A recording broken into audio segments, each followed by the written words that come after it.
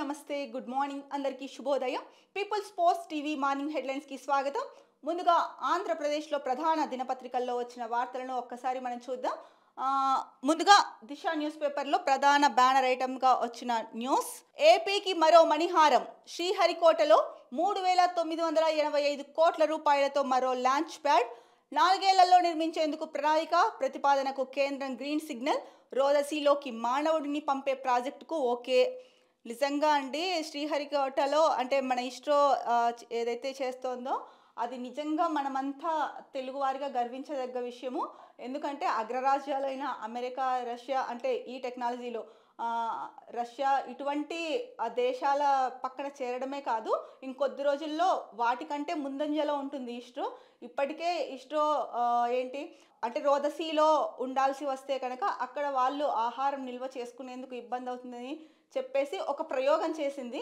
8 అలసంద గింజల్ని పంపిస్తే అందులో అలసంద గింజలు మొలకెత్తి 2 చిన్న చిన్న ఆకులు కూడా వచ్చాయి ఆ న్యూస్ సంబంధించి కూడా మనము ఇంతకుముందు అంటే ఏదైతే ఆ న్యూస్ వచ్చిందో అప్పట్లో మనం మాట్లాడుకున్నాము సో ఇప్పుడు ఏంటంటే శ్రీహరికోటకు 3,985 కోట్లతో మరో లాంచ్ ప్యాడ్ అంటే రాకెట్ ప్రయోగ వేదిక ఉంటుంది కదా దానికి శాంక్షన్ చేస్తోంది కేంద్ర ప్రభుత్వము ఇది నిజంగా ఏపీకి మరో మణిహారం అన్నారు నిజంగానే మణిహారం అండి ఈ విషయంలో కేంద్ర ప్రభుత్వానికి కృతజ్ఞతలు చెప్పాలి ఇంకొక ప్రధాన బ్యానర్ ఐటమ్ నమ్మకం నిలబెట్టుకుంటా నేను వస్తే పిల్లల భవిష్యత్తు బాగుంటుందనే విశ్వాసంతో గెలిపించారు 15% వృద్ధి రేటు లక్ష్యంగా ప్రణాళికలు గత ఏడాదితో పోలిస్తే ఈసారి 4.03% అదనపు వృద్ధి గత పాలకుల నిర్వాకంతో రాష్ట్ర ఆర్థిక వ్యవస్థ చిన్నాభిన్నం వెల్తీ హెల్తీ హ్యాపీ ఆంధ్రప్రదేశ్ మా నినాదం వాట్సాప్ గవర్నెన్స్కు రేపు శ్రీకారం రాష్ట్ర వృద్ధి రేటుపై CM Chandrababu power point presentation ఇచ్చారు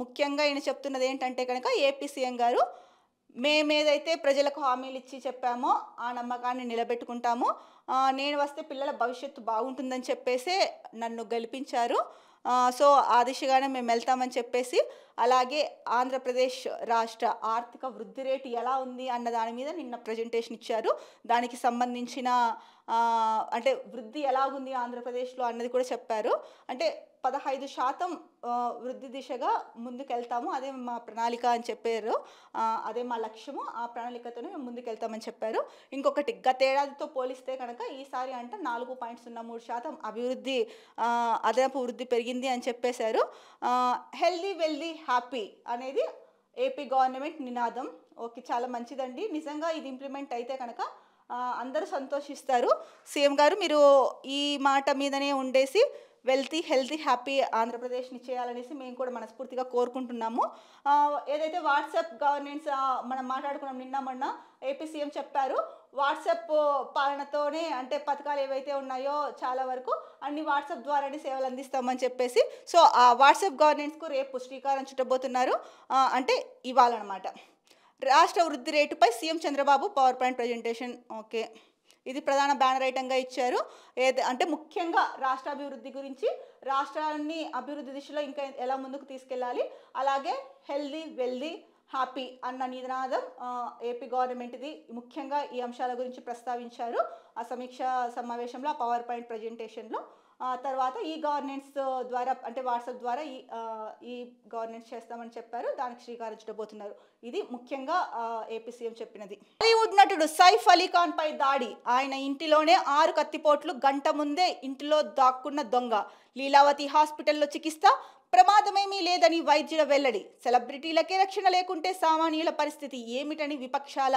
విమర్శలు బాలీవుడ్ స్టార్ సైఫ్ అలీ ఖాన్ పై దాడి జరిగింది ఓ గుర్తు తెలియని వ్యక్తి కత్తితో దాడికి పాల్పడగా తీవ్ర గాయాలయ్యాయి పోలీసులు తెలిపిన వివరాల ప్రకారం ముంబైలోని గురు శరణ్ అపార్ట్మెంట్ 12వ అంతస్తులో సైఫ్ తన కుటుంబ సభ్యులతో కలిసి నివసిస్తున్నాడు ఈ క్రమంలోనే గురువారం తెల్లవారుజామున 2:30 గంటల సమయంలో సైఫ్ నిద్రలో ఉండగా ఇంటి బయట ఏదో శబ్దం వినబడింది దీంతో ఏం జరిగిందో చూద్దామని బయటకు రాగా అక్కడే ఉన్న నిందితుడు సైఫ్ పై కత్తితో దాడికి పాల్పడ్డాడు మెడ వీపు చేతులు తలతో సహా 6 చోట్ల తీవ్రంగా పొడిచి అక్కడి నుంచి పారిపోయాడు వెంటనే అప్రమత్తమైన కుటుంబ సభ్యులు సైఫ్ను లీలావతి ఆసుపత్రికి తరలించారు సైఫ్కు ఒంటిపై 6 చోట్ల గాయాలైనట్లు గుర్తించిన వైద్యులు వెంటనే శస్త్రచికిత్స చేశారు ప్రస్తుతం ఆయన స్థితి నిలకడగానే ఉంది ఎలాంటి ప్రమాదం లేదని లీలావతి ఆసుపత్రి వర్గాలు తెలిపాయి వాణిజ్య రాజధాని ముంబై ముంబైలో ఇప్పటికే ఇలాంటివి జరుగుతున్నాయి. ఒకప్పుడు అండర్ వరల్డ్ మాఫియా అంటే కనుక ముంబైయే గుర్తొచ్చేది. ఆ తర్వాత కంట్రోల్ అయింది. ఇప్పుడు మళ్ళీ ఒక మాజీ మంత్రి ఎవరైతే ఉన్నారో బాబా సిద్దికీని హత్య చేశారు. దాన్ని ఓపెన్‌గా ఒప్పుకున్నారు కూడా ఎవరు లారెన్స్ బిష్నోయ్. తర్వాత సల్మాన్ ఖాన్ ఎవరైతే బాబా సిద్దికీకి క్లోజ్ ఫ్రెండో సల్మాన్ ఖాన్‌ని కూడా టార్గెట్ చేశారు. ఎందుకంటే సల్మాన్ ఖాన్ ఒక సినిమా షూటింగ్ అప్పుడు కృష్ణ జింకను వేటాడిన కేసులో ఆయన పైన కేసు నమోదైంది. కాకపోతే బెయిల్ మీద ఇప్పుడు బయట ఉన్నారు. ఇది జరిగి కూడా చాలా సంవత్సరాలైంది. బెయిల్ మీదే బయట ఉన్నారు. సో సల్మాన్ ఖాన్‌ని కూడా మేము వదిలిపెట్టేది లేదని చెప్పేసి లారెన్స్ బిష్నోయ్ ఓపెన్‌గానే చెప్పాడు. బట్ తను ఏమన్నాడంటే కనుక క్షమాపణలు చెప్తే ఓపెన్‌గా బహిరంగ క్షమాపణలు చెప్తే కనుక వదిలిపెట్టే అవకాశం ఉంటుందేమో ఆలోచిస్తాం. లేకపోతే కనుక సల్మాన్ ఖాన్‌కి కూడా వదిలిపెట్టము అన్న వేలోనే చెప్పారు ఎవరు లారెన్స్ బిష్నోయ్. సో ఆ సంఘటన కూడా అయింది. సో ప్రతిపక్షాలు చెప్పిన మాట ఏంటంటే ప్రభుత్వము ప్రజల రక్షణను చూసుకోవట్లేదు. ముఖ్యంగా సెలబ్రిటీలకే ఇలా ఉంటుంటే కనుక సామాన్య ప్రజల పరిస్థితి ఏంటి? మాజీ మంత్రిని హత్య చేశారు. వాళ్ళ కుటుంబ సభ్యులు ఇంకా వెయిట్ చేస్తూ ఉన్నారు న్యాయం కోసం. అది అవ్వలేదు. ఇంకొకటి ఎవరైతే సల్మాన్ ఖాన్‌కి ప్రభుత్వం భద్రత కల్పించకపోవడంతో తన ఇంటికి బుల్లెట్ ప్రూఫ్ ఏర్పాటు చేసుకున్నారు అని చెప్పేసి మహారాష్ట్రలోనే అంటే రాజ్యసభ ఎంపీ ప్రియాంక చతుర్వేది వ్యాఖ్యానించారు నిన్న. అలాగే చూసుకుంటే తర్వాత అంటే సైఫ్ అలీ ఖాన్ ఘటన జరిగిన తర్వాత ఈ విషయాలన్నీ మాట్లాడారు. ఇప్పుడేమో సైఫ్ అలీ ఖాన్ మీద జరిగింది. సో మరి సైఫ్ అలీ ఖాన్ మీద పక్కా ప్లాన్ ప్రకారం ముందే జరిగిందా? లేకపోతే ఎవరు అసలు నిందితుడి ఫోటో అయితే రిలీజ్ చేశారు. మరి అతడు ఎవరు? ఎందుకు సైఫ్ అలీ ఖాన్ మీద దాడికి పాల్పడ్డాడు? నిజంగా దొంగతనానికి వచ్చారా? లేకపోతే వేరే గొడవల ఏంటా అన్నది ఇంకా క్లియర్గా తెలియదు. బట్ ముంబై పోలీసులు అయితే కనుక క్రైమ్ బ్రాంచ్ వాళ్ళు 7 విభాగాలుగా విడిపోయి గాలిస్తున్నారు. నిందితుడు సీసీ ఫుటేజ్ ద్వారా నిందితుడి ఫోటో అయితే దొరికింది. అంటే ఈ కేసులో మాత్రం వేగవంతంగానే పోలీసులు ముందుకు వెళ్తున్నారు. కాకపోతే ఇదొక్కటే సరిపోదండి. కొత్త గవర్నమెంట్ ఫామ్ అయింది. లా అండ్ ఆర్డర్ని స్ట్రిక్ట్గా అమలు చేయాల్సిన బాధ్యత గవర్నమెంట్ మీద ఉంది. ఎందుకంటే ఇలాంటి వరుస ఘటనలు జరుగుతుంటే దేశానికి మంచిది కాదు. ఎందుకంటే ముంబైలో బాలీవుడ్ మొత్తం ముంబైలోనే ఉంటుంది. అందులో ఏదైనా సరే ప్రధానంగా వ్యాపార లావాదేవీలన్నీ కూడా ఎక్కువగా ముంబైలోనే జరుగుతాయి. సో ఇట్లాంటివి వరుస ఘటనలు జరిగితే కనుక ఆ రాష్ట్ర అభివృద్ధికే కాదు దేశానికి కూడా అది ప్రమాదం అనే చెప్పొచ్చు. దీనిపైన ఆ రాష్ట్ర ప్రభుత్వమే కాకుండా కేంద్ర ప్రభుత్వం కూడా చొరవ చూపి ఎందుకు ఇలాంటి ఘటనలు జరుగుతున్నాయి, ఎవరు నిందితులు ఏంటి అన్నది చొరవ చూపించి మాట్లాడాల్సిన ప్రధాన అంశం ఇది. సో దీంట్లో కేంద్రం కూడా కలుగజేసుకోవాల్సిన అవసరం ఉందనేసి అనుకుంటున్నాం. ఇంకొకటి ఏంటంటే ఆ రాష్ట్ర ముఖ్యమంత్రి ఎవరైతే కొత్తగా ఎన్నికయ్యారో ఆయన కూడా ఎందుకు అన్నది ఒకసారి సమీక్ష సమావేశం నిర్వహించి నామకే వాస్కే లాగా కాకుండా పటిష్ట చర్యలు తీసుకొని ముంబైలో ఎందుకు ప్రత్యేకంగా ముంబైలోనే ఎక్కువ జరుగుతున్నాయి ఇలాంటివి అని చెప్పేసి, ఎందుకంటే ఒకప్పుడు అండర్ వరల్డ్ మాఫియా అని చెప్పుకున్నాము, అది తగ్గుతోందన్న నేపథ్యంలో మళ్ళీ మొదలవుతోందా ఏంటా అన్న అనుమానాలు కూడా వస్తున్నాయి. ఇక సామాన్య ప్రజల పరిస్థితి ఏంటంటే దినదిన గండం నూరెళ్ళ ఆయుష్ లాగా అవుతుందన్నమాట. ఇలాంటి వరుస ఘటనలు జరుగుతుంటే రాష్ట్ర ప్రభుత్వంతో పాటు కేంద్ర ప్రభుత్వం కూడా దీనిపైన దృష్టి సారించి ఇలాంటివి మళ్ళీ జరగకుండా ఉండేలాగా ఎటువంటి చర్యలు తీసుకోవాలో అవి తీసుకుంటే బాగుంటుంది. ఇంకొక ప్రధాన ఐటమ్ అండి, వైద్య సేవల్లో నిర్లక్ష్యం వహిస్తే కఠిన చర్యలు. ఏలూరు ప్రభుత్వ ఆసుపత్రి సిబ్బందికి మంత్రి నాదెండ్ల వార్నింగ్. ఓపీ సేవలు సక్రమంగా అందకపోవడంపై మంత్రి ఆగ్రహం. ఓకే, ఫీల్డ్కి వెళ్ళి మంత్రులు న్యూస్ చూస్తే అర్థమవుతోంది. ఫీల్డ్కి వెళ్ళి విజిట్ చేస్తున్నారు మంత్రులు. దాంట్లో భాగంగానే ఈయన ఏలూరు ప్రభుత్వ ఆసుపత్రి సిబ్బందికి వెళ్ళారు. ఎవరైతే మంత్రి నాదెండ్ల మనోహర్ ఉన్నారో తను అక్కడ ఓపీ సేవలు సరిగా అందకపోవడంపై ఆగ్రహం వ్యక్తం చేశారు. ఇలా కనుక వైద్య సేవల్లో నిర్లక్ష్యం వహిస్తే కఠిన చర్యలు తప్పవని హెచ్చరించారు. ఇలాగే అందరూ మంత్రులు ఎమ్మెల్యేలు కూడా వాళ్ళ నియోజకవర్గాల్లో మంత్రులు అయితే కనుక ఏవైతే ముఖ్యమైన రంగాలు ఉన్నాయో అంటే ప్రజల ఆరోగ్యానికి సంబంధించవచ్చు, పిల్లలకి విద్య అయితేనేమి, వారి సంక్షేమానికి సంబంధించినవి వాటిల్లో తగు జాగ్రత్తలు తీసుకొని ఇలాంటివి చేస్తే అప్పుడే అధికారుల్లో కూడా మార్పు వచ్చి నిజాయితీగా నిబద్ధతతో పనిచేస్తారు. ఇంకొక న్యూస్ ఇచ్చారండి, పసుపు సైన్యం కోటి అంటే పసుపు సైన్యం @ కోటి అంటే కనుక తెలుగుదేశం పార్టీ సభ్యత్వ నమోదు కార్యక్రమంలో నమోదు చేసుకున్న వారి సంఖ్య 1 కోటి దాటిందంట. దాన్ని ప్రధాన బ్యానర్ ఐటంగా ఇచ్చారు. ఓకే. ఏపీ ప్రభుత్వం ఎన్నికలకు ముందు ఇచ్చిన హామీలకు సంబంధించిన ఒక ప్రధాన వార్త ఇక్కడ చూసుకుందాం. మరో 2 నెలల్లో మహిళలకు ఫ్రీ బస్ జర్నీ. మంత్రి రాంప్రసాద్ రెడ్డి వెల్లడి. నెల్లూరు జిల్లా నాయుడుపేటలో పర్యటించిన మంత్రి. తాము అధికారంలోకి వస్తే మహిళలకు ఉచిత బస్సు ప్రయాణం కల్పిస్తామని గత ఎన్నికలకు ముందు ఎన్డీఏ కూటమి హామీ ఇచ్చిన సంగతి తెలిసిందే. ప్రస్తుతం ఆ హామీ అమలు దిశగా అడుగులు పడుతున్నాయి. మరో 2 నెలల్లో మహిళలకు ఫ్రీ బస్ జర్నీ పథకం అమలవుతుందని రవాణా మంత్రి రాంప్రసాద్ రెడ్డి వెల్లడించారు. గురువారం నాయుడుపేటలో పర్యటించిన సందర్భంగా ఆయన ఈ విషయం తెలిపారు. ఓకే, ఎట్టకేలకు ఇంకొక 2 నెలల్లో మహిళలకు ఉచిత ప్రయాణం అన్నది, బస్సులో ఉచిత ప్రయాణం అన్నది అందుబాటులోకి రాబోతోంది. ఇది కూటమి ప్రభుత్వం ఎన్నికల ప్రచారంలో ప్రజలకు ఇచ్చిన హామీ. బట్ ప్రజలకు ఇచ్చిన హామీలు ఏవైతే ఉన్నాయో అవన్నీ అధికారంలోకి వచ్చిన వెంటనే ఇంప్లిమెంట్ చేసిన దాఖలాలు అయితే లేవు. అంటే కొంచెం టైం పడుతుంది, కాకపోతే కొన్ని వెంటనే ఇంప్లిమెంట్ చేసే అవకాశం ఉంది. బట్ అది లేట్ అవుతోంది. ఎట్టకేలకి ఓకే 2 నెలల్లో ఫ్రీ బస్ అన్నారు. చూద్దాం 2 నెలల్లో స్టార్ట్ చేస్తారో లేదో. ఇంకొక ప్రధాన ఐటమ్ అండి, విశాఖ ఉక్కుకు ఊపిరి. రాష్ట్రానికి కేంద్రం good news. Steel plant operational payments కోసం 11,500 కోట్ల ఆర్థిక ప్యాకేజీ నేడు అధికారికంగా ప్రకటించనున్న మోడీ సర్కార్. రాష్ట్రానికి కేంద్రం నుంచి శుభవార్త అందింది. పీకల్లోతు ఆర్థిక కష్టాల్లో ఉన్న విశాఖ స్టీల్ ప్లాంట్కు కొత్త ఊపిరిలూదేందుకు కేంద్రం సిద్ధమైంది. స్టీల్ ప్లాంట్ ఆపరేషన్ పేమెంట్స్ కోసం సుమారు 11,500 కోట్ల ఆర్థిక ప్యాకేజీకి కేంద్ర కేబినెట్ ఆమోదం తెలిపినట్లు విశ్వసనీయ సమాచారం. కేంద్ర ఉక్కు శాఖ మంత్రి కుమారస్వామి ఆర్థిక ప్యాకేజీపై శుక్రవారం అధికారికంగా ప్రకటన చేయనున్నట్లు తెలిసింది. సీఎం చంద్రబాబు నాయుడు ఇటీవల ప్రధాని మోడీని కలిసినప్పుడు స్టీల్ ప్లాంట్ ప్రస్తావన తీసుకొచ్చి ఆర్థిక ప్యాకేజీని ప్రకటించాలని కోరారు. ఇక ఆర్థిక ప్యాకేజీపై కేంద్రం అధికారిక ప్రకటన వెలువడితే సంస్థతో పాటు ఉద్యోగుల ఆర్థిక కష్టాలు తొలగినట్లే. నిజంగా అంటే ఇవాళ తెలుస్తుంది ఏ విషయమో. ఆ ప్యాకేజ్ ఇస్తున్నారా, 11,500 కోట్ల ప్యాకేజ్ ఇస్తున్నారా లేదా విశాఖ ఉక్కుకి అన్నది. ఎందుకంటే విశాఖ ఉక్కు కర్మాగారం నుంచి ఎప్పటి నుంచో చాలా రోజుల నుంచి అక్కడ ఉద్యోగులలో భద్రత లేదు. ఉద్యోగులు నిరసనలు వ్యక్తం చేస్తూనే ఉన్నారు. కాకపోతే ప్రధానమంత్రి విశాఖ పర్యటనకు వచ్చినప్పుడు ఈ అంశం గురించి అయితే ప్రస్తావించలేదు. తర్వాత మాట్లాడినట్టున్నారు ఏపీ సీఎం గారు. సో ఏదైతే ఏపీ సీఎం మాట్లాడారో దాని ప్రకారం అంటే కేంద్ర ప్రభుత్వం కూడా దాని గురించి ఆలోచించి ప్యాకేజ్ అయితే ప్రకటిస్తాము అన్న సమాచారం అయితే వచ్చింది. కానీ ఇవాళ ప్రకటించే అవకాశం ఉందని అన్నారు. అది ఇవాళ ఏమవుతుందని తెలుస్తుంది. ప్రకటించినప్పుడు ప్రకటించారు అనేసి అనుకోవాలి. సో ప్రకటించడం చాలా మంచిది. ఎందుకంటే అక్కడ ఉద్యోగులకు కూడా వాళ్ళ ఆర్థిక కష్టాలు తీరి ఉద్యోగ భద్రత ఉంటుంది. అలాగే విశాఖ ఉక్కు కర్మాగారం ఇంకా మరింత ముందుకెళ్తుందన్నమాట. కాకపోతే ఏది ఇంప్లిమెంట్ అవ్వకముందే అయ్యింది అని మాత్రం మనము ఒక డెసిషన్కి రాకూడదు. కాకపోతే కేంద్రమే చెప్పింది కాబట్టి రిలీజ్ చేసే అవకాశం ఉంది. రిలీజ్ చేస్తే కనుక ఇది అందరికీ సంతోషించదగ్గ విషయం. ముఖ్యంగా ఆంధ్రప్రదేశ్ ప్రజలకి, విశాఖలో ఉన్న విశాఖ ఉక్కులో ఎవరైతే వర్క్ చేస్తున్నారో వాళ్ళందరికీ కూడా. సాక్షి న్యూస్ పేపర్లో ప్రధాన బ్యానర్ ఐటమ్గా ఇవాళ వచ్చినది హక్కులు హుల్లక్కే. కృష్ణా జలాలపై రాష్ట్ర హక్కుల పరిరక్షణలో చంద్రబాబు సర్కార్ ఘోర వైఫల్యం. ప్రభుత్వ తీరును తీవ్రంగా తప్పుబడుతున్న నీటిపారుదల రంగ నిపుణులు సెక్షన్ 3 కింద జారీ చేసిన విధి విధానాల విభజన చట్టానికి విరుద్ధం. వాటి ప్రకారం నీటిని పంపిణీ చేయాలంటే విభజన చట్టాన్ని సవరించాల్సిందే. విభజన చట్టాన్ని సవరించే అధికారం పార్లమెంటుదే. చట్టాన్ని సవరించకుండా సెక్షన్ 3 కింద జారీ చేసిన విధి విధానాలు చెల్లుబాటు కావంటున్న నిపుణులు. ఆ కోణంలో సుప్రీంకోర్టులో వాదించడంలో టీడీపీ కూటమి ప్రభుత్వం విఫలం. KWDT 2లోనూ అదే తీరు. ఓటుకు కోట్లు కేసు భయంతో గతంలోనూ ఏపీ హక్కులను తెలంగాణకు తాకట్టు పెట్టిన చంద్రబాబు.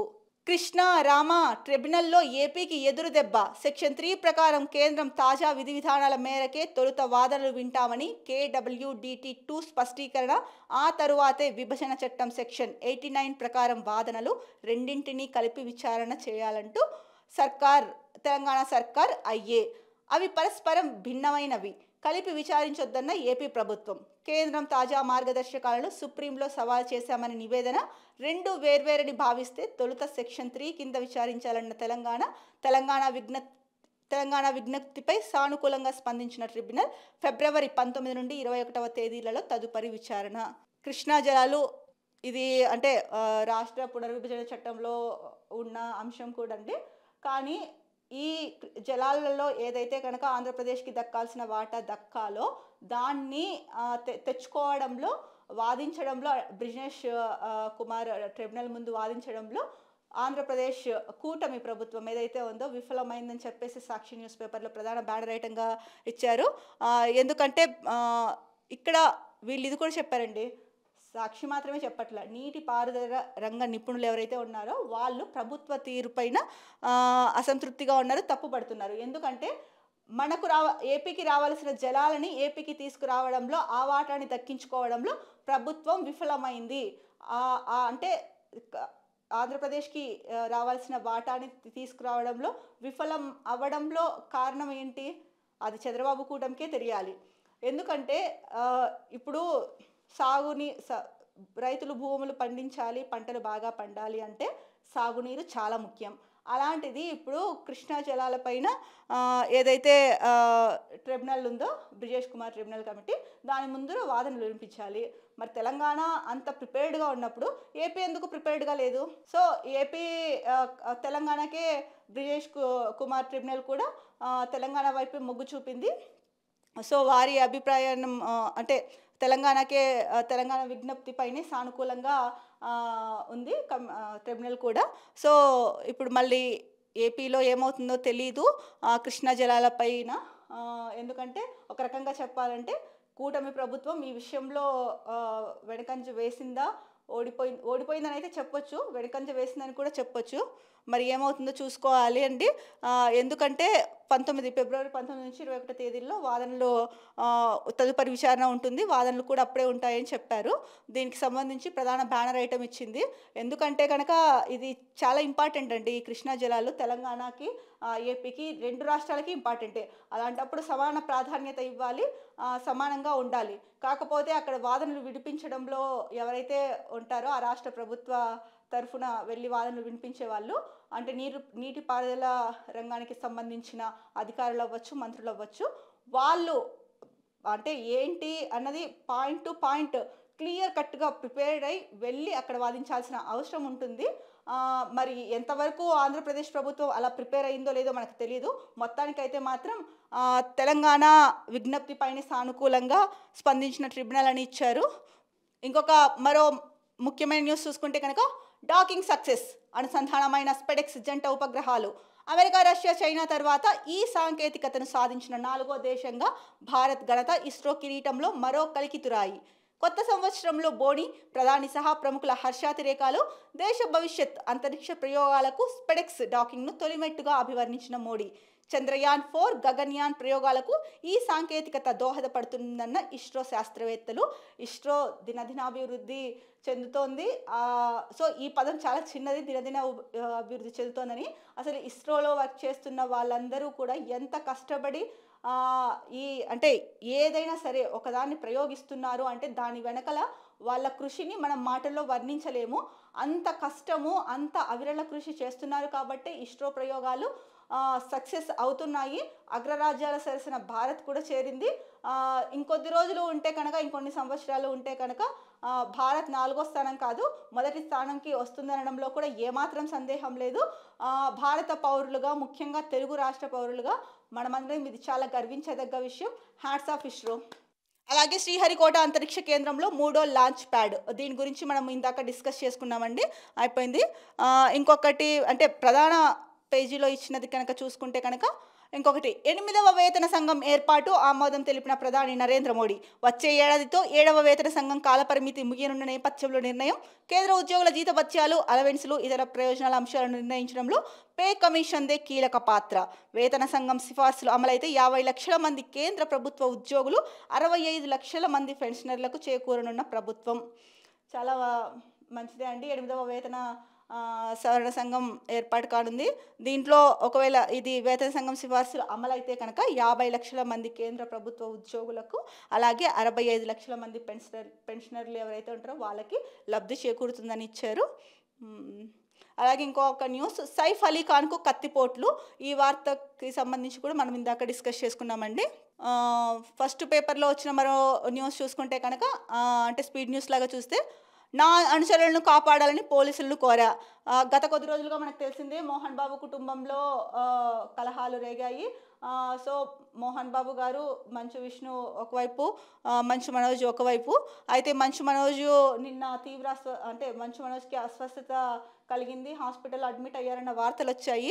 మరి ఏంటి అన్నది ఇక్కడ చూద్దాం. కక్ష సాధింపు చర్యల్లో భాగంగా తన అనుచరులపై మోహన్ బాబు వర్సిటీలో దాడి చేశారని సినీ నటుడు మంచు మనోజ్ ఆరోపించారు. దాడికి పాల్పడిన వారిపై చర్యలు తీసుకుని తన అనుచరులను కాపాడాలని చంద్రగిరి పోలీస్ స్టేషన్లో మనోజ్ ఫిర్యాదు చేశారు. తాను వస్తున్నట్లు తెలుసుకొని తన తండ్రి, అన్నయ్య అడ్డుకునేందుకు ప్రయత్నించారని చెప్పారు. మరి మోహన్ బాబు యూనివర్సిటీలో అంటే అక్రమాలు జరుగుతున్నాయి అని చెప్పేసి గతంలో మోహన్ బాబు యూనివర్సిటీలో అక్రమాలు జరుగుతున్నాయి, సో వాటిని నేను బయట పెడతానన్న ఉద్దేశంతోనే నా పైన కక్ష కడుతున్నారని గతంలో మంచు మనోజ్ చెప్పారు. ఈ నేపథ్యంలోనే వీళ్ళ మధ్య అంటే రోజు రోజుకి ఘర్షణలు పెరిగాయి. అలాగే మోహన్ బాబుకు సంబంధించిన విద్యా సంస్థలు ఏవైతే ఉన్నాయో వాటిల్లో కూడా కొన్ని తప్పులు జరుగుతున్నాయి, వాటి గురించి మాట్లాడినందుకే నా పైన కక్ష సాధిస్తున్నారని చెప్పేసి మంచు మనోజ్ గతంలో చెప్పారు. ఇప్పుడు యూనివర్సిటీ దగ్గరికి వెళ్ళినా కూడా మొన్న యూనివర్సిటీ దగ్గర తనకి పర్మిషన్ లేదనేసి అడ్డుకున్నారు. అలాగే తన అనుచరుల పైన దాడికి దిగుతున్నారు. సో దాడికి దిగుతున్నారు కాబట్టి చంద్రగిరి పోలీస్ స్టేషన్ని ఆశ్రయించారు. తర్వాత ఇంకొక న్యూస్ చూసుకుంటే, రేపటి నుంచి ఫ్లెమింగో ఫెస్టివల్. తిరుపతి జిల్లా సూళ్లూరుపేట నియోజకవర్గంలో శనివారం నుంచి 3 రోజుల పాటు ఫ్లెమింగో ఫెస్టివల్ జరగనుంది. పక్షులను నేలపట్టు అభయారణ్యం నుంచి తిలకించడానికి వీలుగా చర్యలు చేపట్టామని కలెక్టర్ వెంకటేశ్వర్ తెలిపారు. ఫ్లెమింగో ఉత్సవాలను విజయవంతం చేయాలని ప్రజలకు పిలుపునిచ్చారు. ఇది చాలా బాగుంటుందండి, చాలా ఆహ్లాదకరంగా ఉంటుంది. ఎందుకంటే ఇది వచ్చేది సంవత్సరానికి ఒకసారి సూళ్లూరుపేట నియోజకవర్గంలో శనివారం నుంచి జరుగుతుంది 3 రోజుల పాటు. సో మనము ప్రకృతికి విరుద్ధంగా వెళ్లకుండా ప్రకృతిని కాపాడుకుంటే కనుక ఇప్పుడు ఫ్లెమింగో ఫెస్టివల్ ఏదైతే జరుగుతుందో ఇదే కాకుండా మనకి చాలా రకాల జీవరాశులు, పక్షులు ఉన్నాయి, వాటిలో చాలా అంతరించిపోయాయి.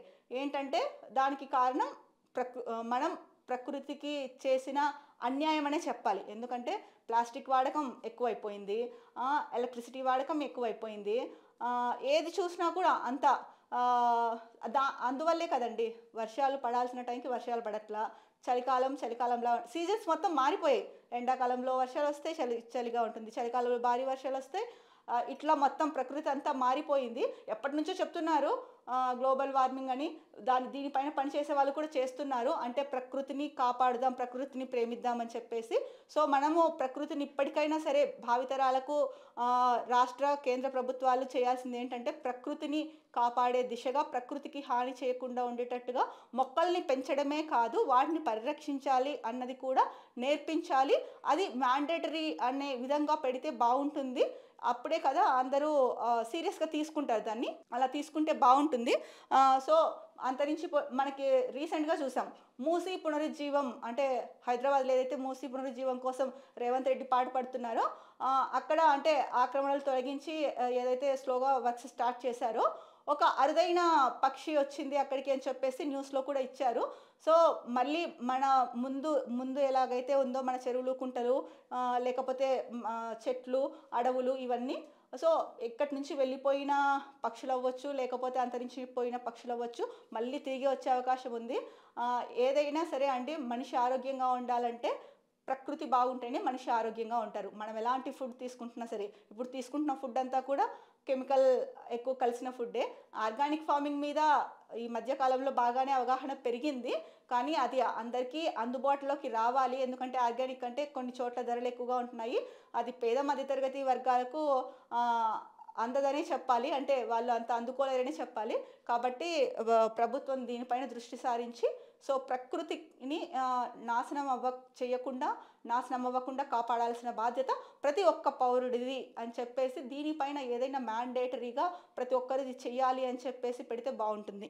ఆంధ్రజ్యోతిలో ప్రధాన న్యూస్ ఐటమ్ సైఫ్ అలీ ఖాన్కు కత్తిపోట్లు, మనం ఇందాకనే చదువుకున్నామండి. అలాగే 12 మంది మావోయిస్టుల కాల్చివేత గురించి ప్రధాన న్యూస్ పేపర్లో ఇచ్చారు. ఇంకొకటి దోపిడీ దొంగల బీభత్సం గురించి కూడా ఇచ్చారు. సో మనం ఈ 3 న్యూస్ ఐటమ్స్ కూడా ఇందాకనే డిస్కస్ చేసుకున్నాము, అయిపోయింది. అలాగే విశాఖ ఉక్కుకు ఊపిరి, 11,500 కోట్ల భారీ ప్యాకేజ్కి కేంద్ర కేబినెట్ ఓకే. సో ఈ న్యూస్ చూసాము. అలాగే ఇస్రో స్పేస్ డాకింగ్ విజయవంతం, ఇక అంతరిక్ష కేంద్రం, రోదసీలో కరచాలనం, ఈ న్యూస్ కూడా మనం ఇందాక చదువుకున్నాము. సో అన్ని ముఖ్యమైన వార్తలే ఉన్నాయి కాబట్టి అన్ని పేపర్స్లో కూడా ప్రధాన వార్తల్ని అవే ఇచ్చున్నారు. ఇంకొకటి చంద్రబాబు నాయుడు మాట్లాడారు, ఇదే మా పథం, నేను వస్తే అభివృద్ధి జరుగుతుందని ఆశించారు, ఇప్పుడు అది చేసి చూపిస్తున్నాను అని చెప్పేసి సీఎం చంద్రబాబు నాయుడు అన్నారు. విజన్ 2047 పెట్టుకున్నారు కదా, మరి 2047 అంటే అప్పటికి ఎలా ఉంటుందో పరిస్థితి తెలియదు, కానీ అభివృద్ధి మిమ్మల్ని నమ్మి ఓటేశారని మీరే చెప్తున్నారు.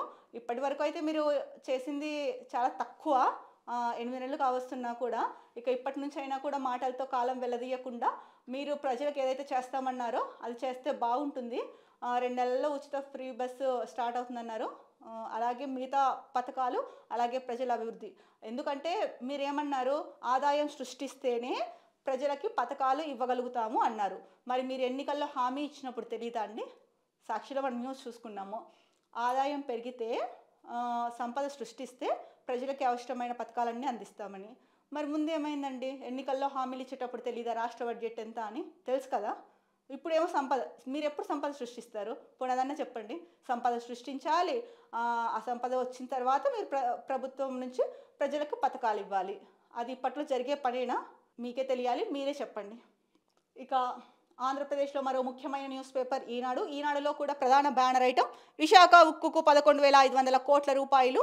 ఇంకొక న్యూస్ ఐటమ్ తలెత్తుకునేలా తలసరి ఆదాయం, కనీసం 2 పిల్లలుంటేనే స్థానిక ఎన్నికల్లో పోటీ, ఆ అర్హతతో కొత్త చట్టం తీసుకొస్తామని సీఎం చంద్రబాబు నాయుడు చెప్పారు. ఇంకొకటి 15% వృద్ధి రేటు సాధిస్తే 2047 నాటికి 58 లక్షలు. వైకాపా ప్రభుత్వంతో 10.32%కి పడిపోయిన వృద్ధి రేటు. ఎన్డీఏ అధికారంలోకి వచ్చి 7 నెలల్లోనే మెరుగైన ఫలితాలు.